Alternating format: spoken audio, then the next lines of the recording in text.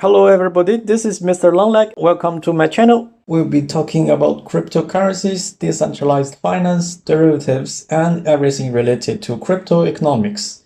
This is the first video in our series of educational contents. Be sure to subscribe if you like it, and we'll be shipping videos like this frequently. In today's video, we'll be talking about basics of derivatives. We'll be expanding the materials in a series of contents. So, derivatives. Derivatives are financial products where two parties agree to exchange money or goods when certain conditions are met. There are many types of derivative contracts, but the most actively traded contracts are futures, options, and swaps. Future contracts. Futures contracts, for example, it is a contract that enforces the delivery and payment of goods at a future date with a price agreed today. For example, a Bitcoin miner is expected to produce 1 Bitcoin in 1 month's time. He wants to lock in the sales price of Bitcoin now, so he and the market maker enters a trade. The miner sells 1 futures contract, and the market maker buys 1 futures contract. By the month's end, the miner is obliged to sell 1 Bitcoin, and the market maker is obliged to buy 1 Bitcoin at the price they agreed upon at the time when they entered the contract. Say at the moment of entering the contract, 1 Bitcoin is worth $100, and at what price should the miner and the market maker agrees upon the future delivery price, so it is a fair trade. In other words, how much does this contract should worth? Why? Option contracts. Option contracts are like future contracts, but instead of obligations to buy and sell, option contracts give the buyer the option whether to exercise the contract or not. So option owners have the right but not the obligation to exercise the contract. A call option gives the owner the right to buy the underlying at a price in the future, while a put option gives the owner the right to sell.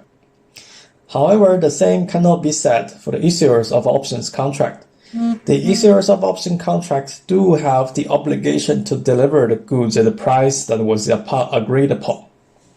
For example, a miner buys a put contract which gives him the right to sell 1 Bitcoin for $100 in 1 month. A market maker writes the contract and sells it to the miner.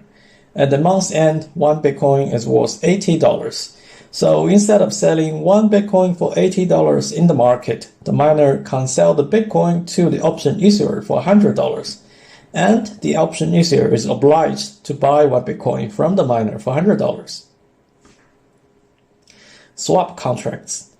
Swap contracts are financial derivatives that allows two parties to swap capitals and goods periodically at a term that is agreed upon. For example, 1 Bitcoin miner enters a contract with a market maker, where the miner will deliver 1 Bitcoin by the end of the month, and the market maker will make 1 payment every week until the end of the month. There are a few interesting adaptations of swaps in cryptoland, which we'll be talking about more in the future. Fundamentals of pricing. So ignoring many factors to just make things simple, let's take future contracts for example. 1 futures contract should be worth as much as 1 Bitcoin today ideally. Why? Now let me explain. Say 1 Bitcoin was worth $100 today, but a futures contract is trading at $110. A trader spotted the difference and the trader buys 1 Bitcoin for $100, and then the trader sells 1 future contract at $110. His net cash inflow is $10. At the futures expiry, no matter how much 1 Bitcoin will worth by then, the trader would have made $10 nonetheless. Try to think why this is correct. The above action of buying and selling is also called arbitrage.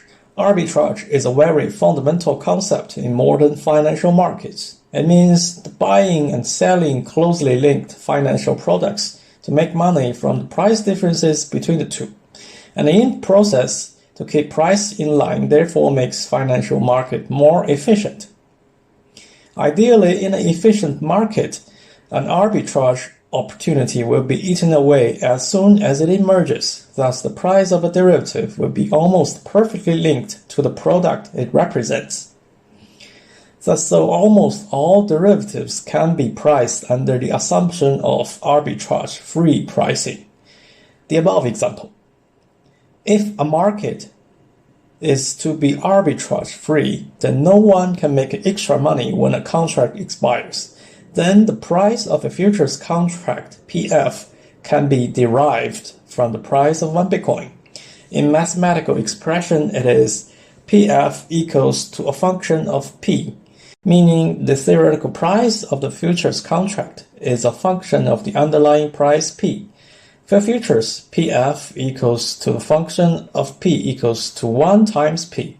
All other derivatives price can be derived similarly, just in more complicated forms. For example, the famous Black-Scholes-Merton model for options pricing.